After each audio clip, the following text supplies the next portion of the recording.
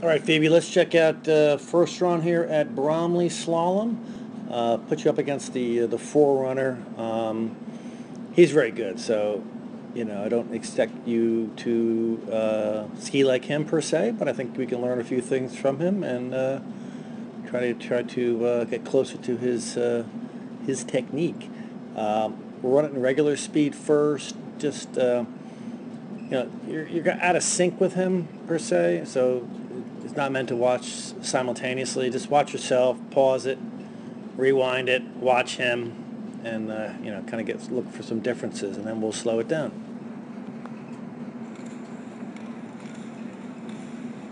Okay, Tony, after Chris comes down, you're all set. You can run it.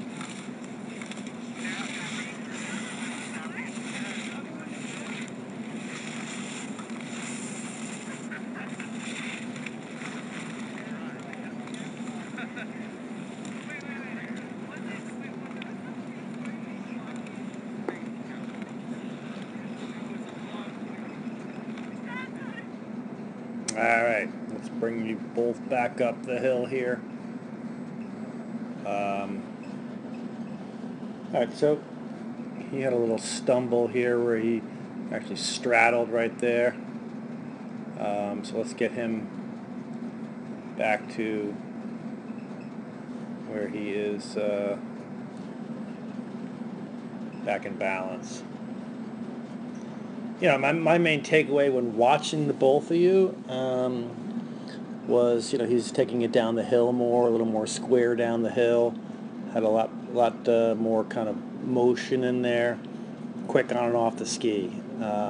As we talked in your free skiing video the other day or the week, while you're making some great turns, one of my comments there was kind of following the skis, and we really got to be in slalom a lot more square down the hill with the upper body, allowing for some better upper and lower body separation, and that would kind of be one of the main themes of this.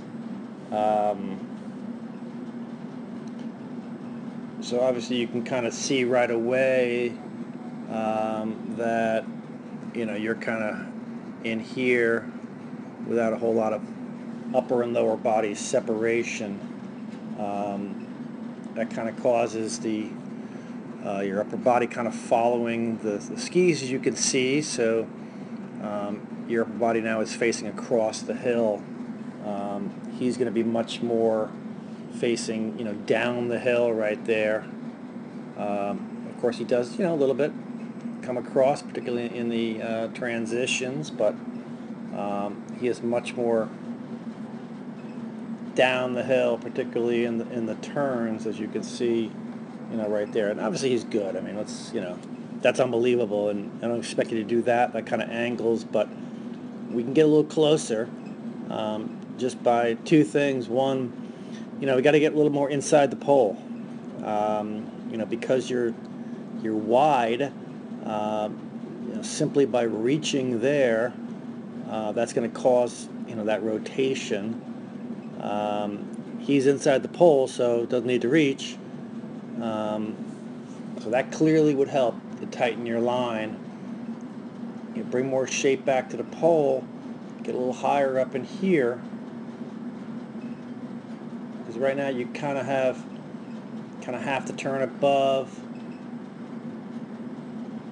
and maybe have to turn some of the turn below. You got more above, but just tighten that up. You got to get it inside that pole if we can. And you can see how square he is, looking down the hill.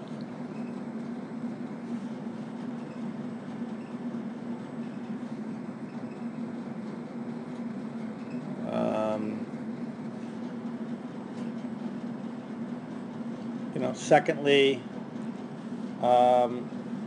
pressure. Where should we pressure the skis? In slalom, we've got to pressure them from we intersect rise line through fall line.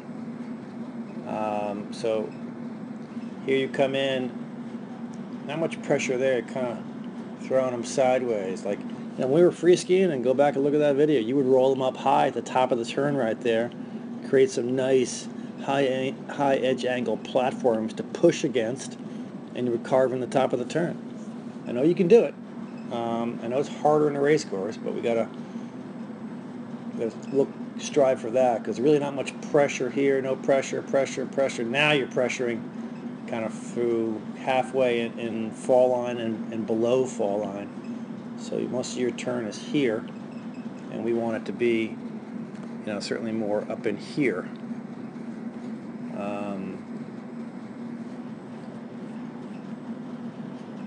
Don't need that.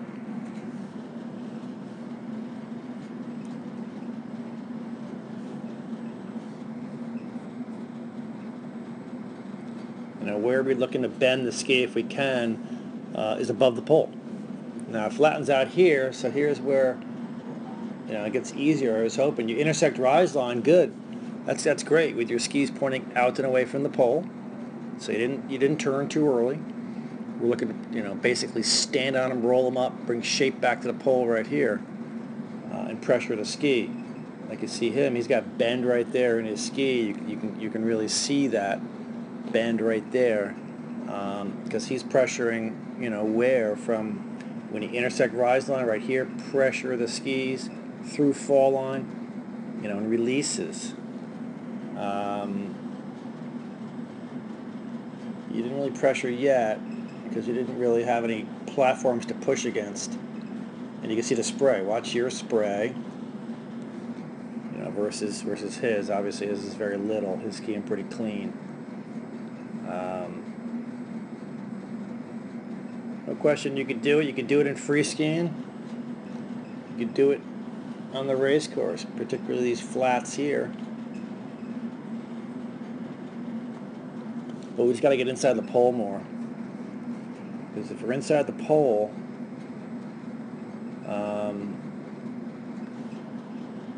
we won't have that reaching. We'll rotate less. But we still got to practice that in free skiing. I mean, are you going to come into a race course and all of a sudden be taking it down the fall line with a screw upper body? Yeah, not necessarily. We got to practice it more in your free skiing. But you can see that reach right there, reaching across. And as soon as we rotate and reach, what happens to the hip? Hip goes this way, and the skis flatten out. He'll be much more. You can see his back. From behind, you want to really see a racer's back and his butt pointing up the hill the whole time. You see him come around here. We're not right exactly behind it, but you can imagine his butt is up the hill and his back. His butt's still up the hill and his back. His butt is still up the hill, more or less, along with his back. And you will see yours is sort of rotating. So I know we talked that day, skiing too round, and it's a different way of saying it. It is too round, but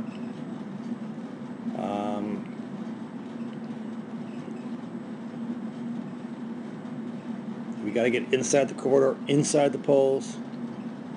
It's not reaching as much, being square down the hill,